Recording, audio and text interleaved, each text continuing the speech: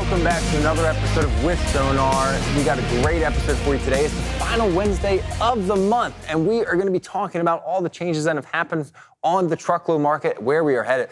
And if you read the title of today's episode, you'll notice that it had something along the lines of the freight market has bottomed, or is the bottom in. I'm in charge of writing the title, so I wrote that, but there are folks up here on this panel that might disagree with that statement, so we might hear a little bit from that later today. But today, we're going to talk about demand. We're going to talk about what that demand is doing to rates, both on the contract and spot side for truckload. And then we're going to look about how that is impacting capacity by different modes for both flatbed, reefer, and dry van. But before we get into that, gentlemen, what do you guys think about my title? That's my bold call. The freight market is bottom. Specifically, just to be clear here, I'm talking about demand. Rates may shift, capacity may shift a little bit. I'm talking about demand here has mostly bottomed, and I think capacity has mostly bottomed as well relative to demand. I think it's a... No, say what you mean. Pretty bold. I mean, I think the concern here, and I've seen it from two CFOs of two major banks, I mean, that consumer credit is deteriorating relatively rapidly. I think the interest rate rises are finally starting to hit consumers. I mean, you saw retail sales fall, but in November, well, those were off difficult comps. December was off of easier comps, and they fell more than what they did in November. What's that mean for as we move forward, where there isn't holiday spending?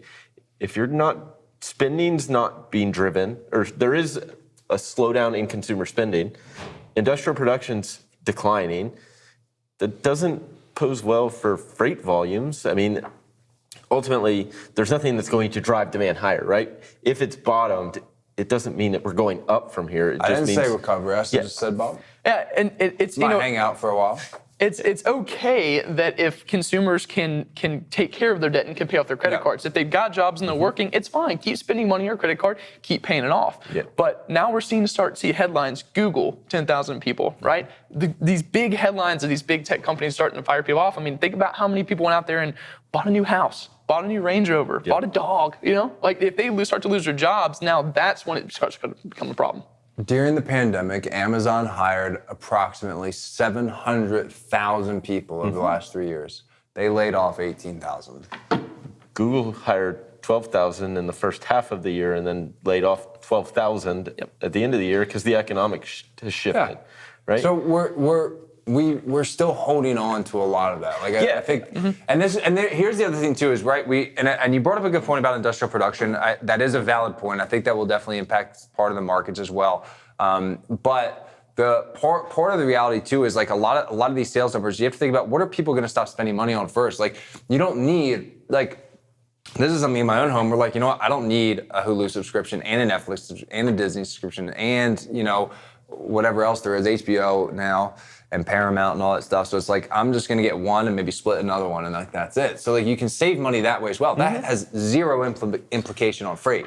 Yeah. Oh, I don't disagree. And I think those are areas that consumers will cut. But I mean, you'll also cut on, there'll be the shift from name brand goods to private label goods, which does impact freight movements too. And it may not be a one-to-one impact, right? Yeah. But I mean, you're going to see how many TVs do you need? There's the other question, right? That's TVs, fair. how much furniture, how many refrigerators do you... So things that people have been spending money on and things that come with new houses and shifts like that. Clothes, another one, right? How many clothes do you... That's an area that gets cut back during this time because you don't need to necessarily... Your clothes still... They may not be in style, but as long as they don't have holes in them and still do their job, you don't need to go spend more money on something like that when you still have to pay for these necessities. One thing that makes me a little bit bullish on the demand for freight bottoming, not necessarily recovery. I think we're going to hang out here for a little while, but I do think we're either at the bottom or very close to it. I think we're seeing a lot of companies realize that they need to move their inventory, right? And they're discounting quite heavily. Tesla, for example, they've cut the prices for a lot of things, and they saw demand really rocket. So I think consumers are ready. They want to buy some things. They just need a little bit of assistance. And I think when we're doing that, we're going to start seeing inventory move. Target as well. They're noticing that the inventory, as soon as they cut prices for things, start flying. Walmart did the same thing for a lot of the clothes that they sell. So if we continue to go down that road, and I think you made a good point, if we shift towards generic items where you have the ability to cut the price a little bit, we might see some movement. Let's go ahead though. Let's throw up the chart though of demand, and this is part of where I think we're falling into a pattern here. I'm going to come. Yeah, there it is, right there. So look at this. And I'll walk over to the chart here. Actually, let me walk over it real quick. So you've got all the different years here, and this is what I'm talking about. You see down here where that blue shaded line is year to date. It's following a very similar pattern as the previous years, as well as even the pandemic years. We're just at a lower level, and that is, to me, that's exciting. That's a signal that we might either be at or very near the bottom. We're falling into a seasonal pattern. We've already fallen. We fell from these highs during 2022, 2021, and 2020. Right? And it seems like we're settling in just a hair above that 2019, start of 2020 level on demand side, right? Yeah, and I don't disagree with that. I mean, going back, spending patterns haven't returned to those pre-pandemic levels. And I think that's one thing that we've been waiting for. I mean, you've started to see this kind of shift in spending from goods back to services. I think in the most recent Bank of America credit card report, you saw services spending as a percentage of total spending was basically the same as where it was in 2019. Now, obviously, that number's up because if you factor in inflation and things like that, the number of dollars that are being spent is higher. But in terms of a percentage of total spending, it's about the same. And that's a trend that, hey, yeah, we may still be shipping more goods, but we have seen that shift, and that's a big reason why we've seen demand not be as sustainable at those elevated levels. Yeah, I agree with you. And I don't necessarily think it's going to come from a spending change at a bottom like Luke's talking about. In my opinion, it's going to come from rates dropping so far down that we're going to have to see some mid to large carriers start to shut their doors. In my opinion, I think that's what's going to make the market shift is, again, there's got to be that one carrier that kind of starts to trend. But when rejection rates start to fall and contract rates start to follow it, eventually you're going to have carriers exit the market. And in my opinion, that's what I'm looking for to see the bottom. 100%. I think there's a lot of truth to that too. I'm glad you said that, because this is, I think really what this is, I want to be very clear here, the bottom or near bottom that I'm calling here is really just demand. I think demand's ahead of rates. Rates still have room to fall, especially on the contract side. I still think they're going to fall. And I think you're right. I think we're going to sit in this demand level for a long time. That's really the case that I'm making for. But capacity may shift outside of that due to those exits. So I think that's a fair point. If those rates continue to fall, and let's pull up rates real quick just so we can see where they've shifted over time. So we'll pull up contract rates and spot rates here in this chart, and we'll see how much they've shifted. And they're beginning to inch back down. They're giving up a lot of those post-holiday gains that they had. Here's a great example, right? So we've got in blue, we've got contract rates, just basically at a 1-year low, maybe plus or minus 1 cent per mile. This is line haul in blue. Sitting at 259, and then spot rates there right at 201, again, line haul as well. So they've definitely come down quite a bit, sitting at a near 52-week low on the spot side. And again, with that demand low, again, I think rates probably have a little bit of room before they catch up to where demand has fallen. Yeah, and I think one of the things to remember when we're looking at OTVI, it really tracks more to the contract side of the market, right? So you're seeing spot rates decline. There's less freight flowing into the spot market, right? Because carriers are taking advantage of that spread between contract and spot rates, and there's no incentive for them to turn down freight. And I think some of that is why you're seeing those volumes as a whole kind of stay elevated. I mean, there's more going into the contract market, but I do think this is where you're right in saying that there is room to fall both on the contract and spot side. I don't think we're near the bottom from spot rates, and it's going to be some time before contract rates can catch up to that, because one, shippers aren't going to want to be caught the way they were during the pandemic, right? So naturally, contract rates may stay a little elevated, even though they've gained some of that pricing power back, but that gap has to close. I mean, you're talking, what is it, almost 60 cents right here? Yeah.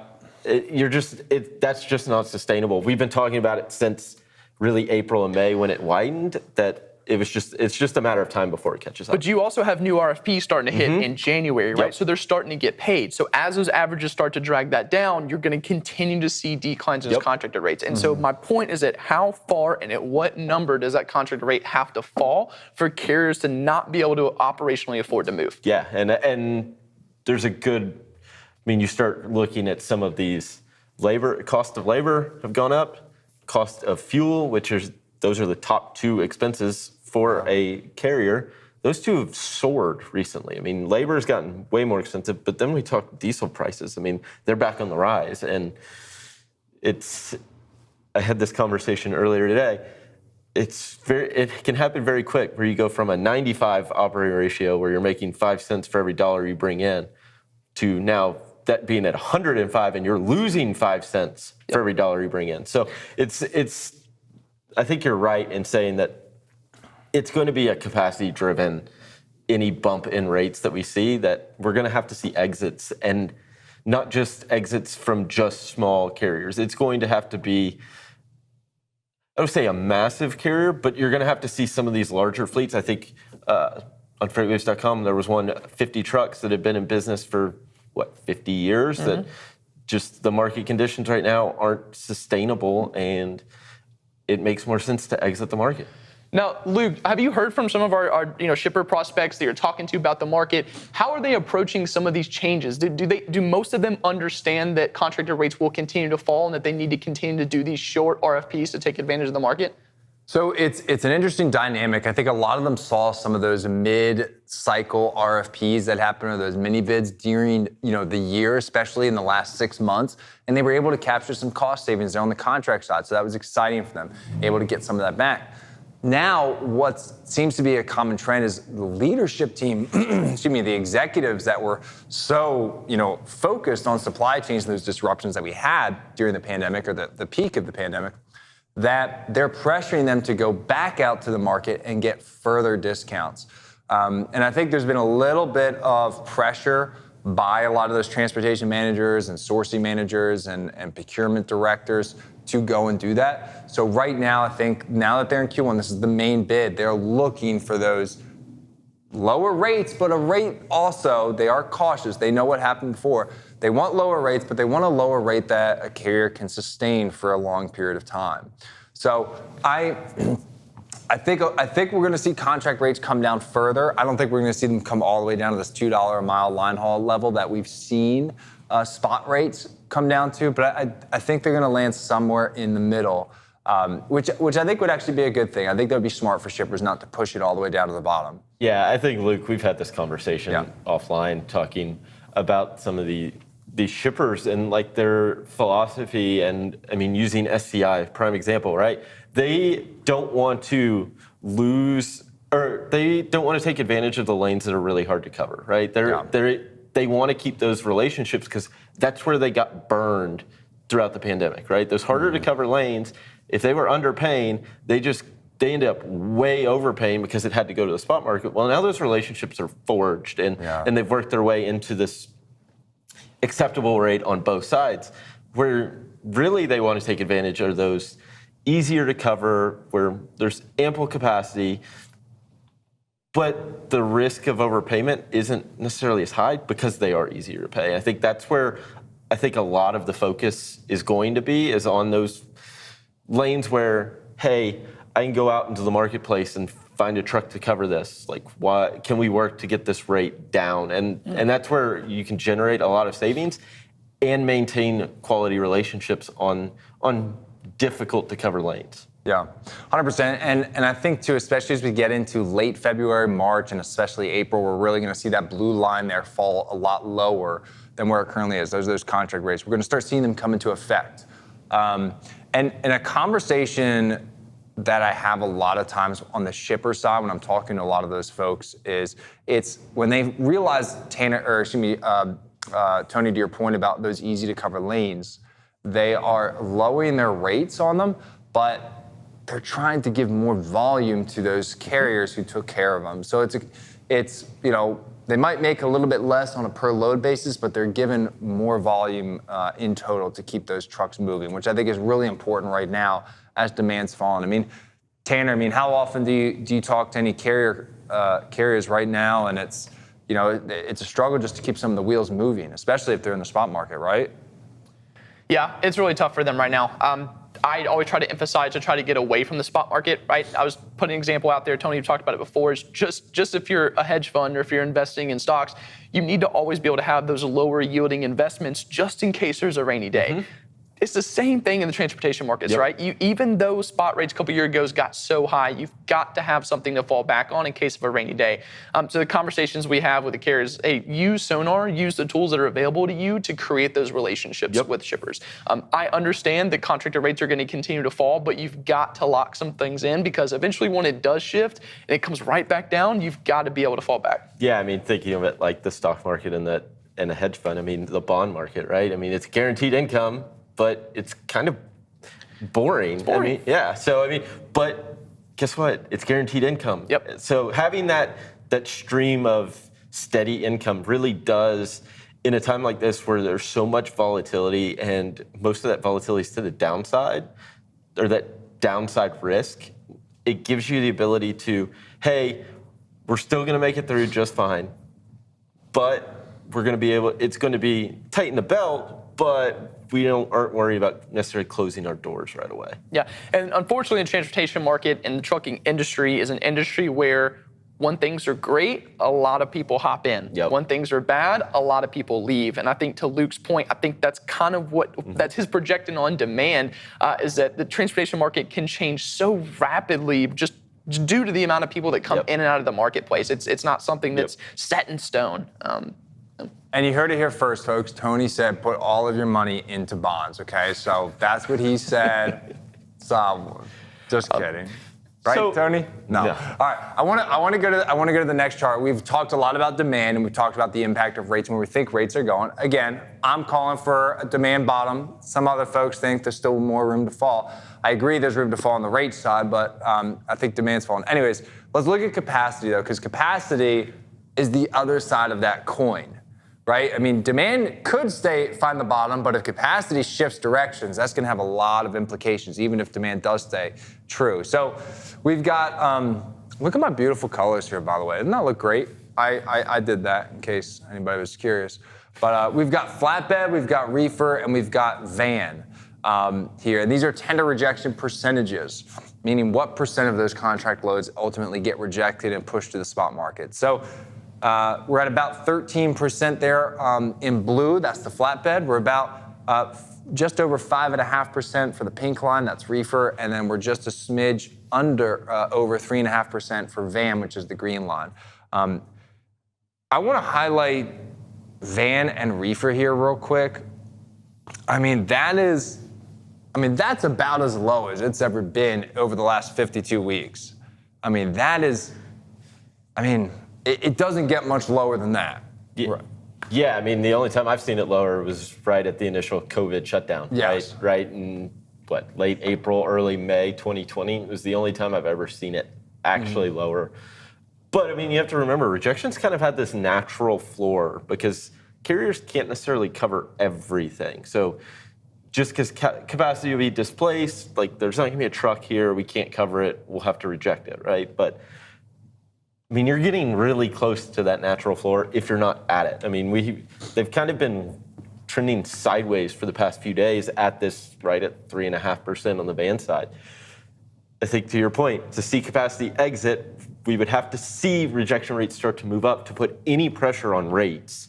And that's why, I mean, obviously we don't think rates are at the bottom. But it's one of those things,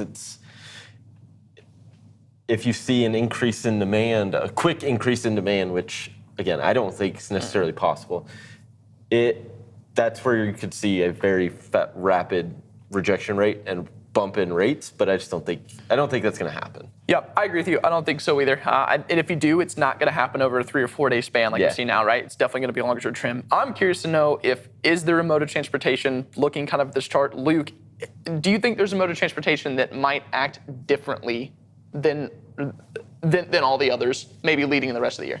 Of these three? Yeah, of these three, which one do you think might act differently? That's a tough one. If you had listened to me before, I kind of got a little bit of hope a couple of weeks ago when lumber prices were falling, that flatbed was going to do a little bit better. Last couple of weeks haven't really shown anything, although that can be a really slow mover, especially with interest rates rising still. So flatbed is questionable, but it has held up better.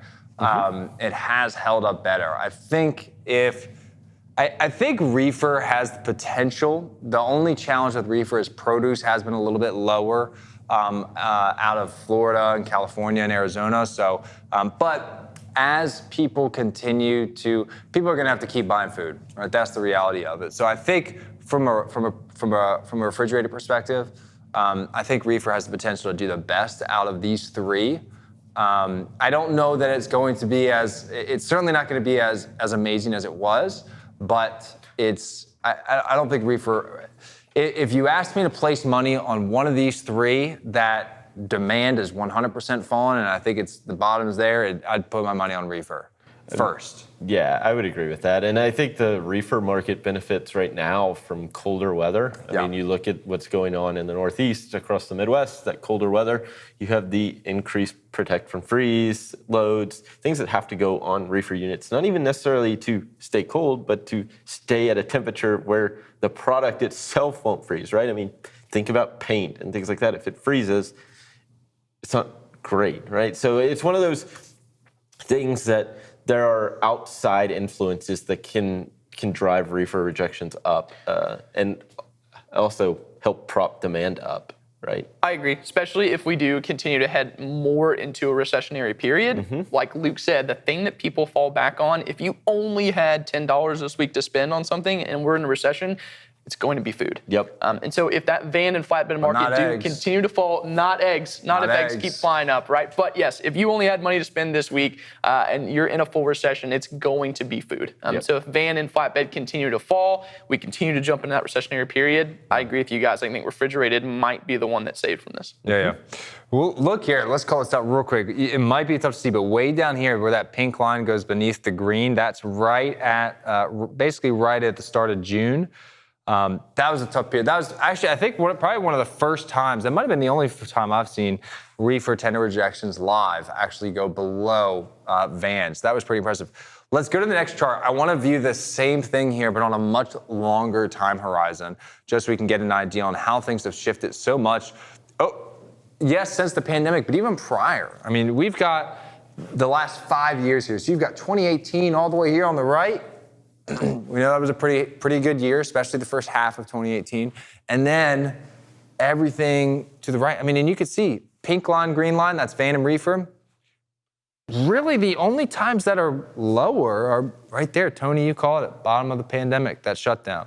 Outside of that, it's pretty much there. Flatbed, on the other hand, blue line, it's held on to a decent amount of its gains. In fact, really, it's pretty much, I mean, apart from the pandemic, it's right in line with where it was at the start of 2019. Yeah, and again, it's one of those things I was looking at housing start data, and our flatbed rejections track pretty close to that. But I mean, you saw kind of this explosion in housing starts in the Northeast, which is interesting because it's not an area where you typically see housing starts, just because there's already so much housing built out there. It's so mature. But it's one of those areas, and this is where part of me wishes we had flatbed rejections and could break it out, not necessarily by market, but at least by region, just to kind of get an idea of how things are changing based on where they're at, right? Because we may have seen flatbed rejections soar up in the Northeast with housing starts, but here in the South or in the Midwest, where they fell pretty substantially, the impacts were not as important or as effective. Yep, I think you'd see the same thing with refrigerated market as well, right? Especially during produce season, you'll start to see it move across the United States from Florida over, and definitely start to see some of those shifts. I agree with you. So, absolutely. So, I mean, there's a lot going on in the freight market, but the next few months are going to be exciting. It just may not be exciting in the way everybody. Depends on who you're asking. Yeah, exactly. Yeah. So it's going to be an interesting time for sure. I think too something that's important is, you know, I think we've largely had our freight recession, right? I mean, we've seen the collapse in the spot market, we've seen demand collapse, we're seeing contract rates come down as well, rejections are down. I mean, we've been here for a while, right? the greater economy, and that's really representative of the physical goods economy. The greater economy may experience a recession. Maybe it might even be minor. It may not even happen, but it could happen months after the freight market is starting to shift directions a little bit here. Because again, freight market very dependent on the physical goods economy, which represents approximately a third of our economy today. So something to look forward to, I think, to see where that happens and where that shifts moves. But I think largely I'd say demand is either at the bottom or very close to it. A couple other things probably still have to fall to catch up, but we'll see. We'll keep an eye on it and we'll let you know. We will see you next Wednesday live, 3 p.m. every Wednesday. In the meantime, have a fantastic rest of your Wednesday. Take care.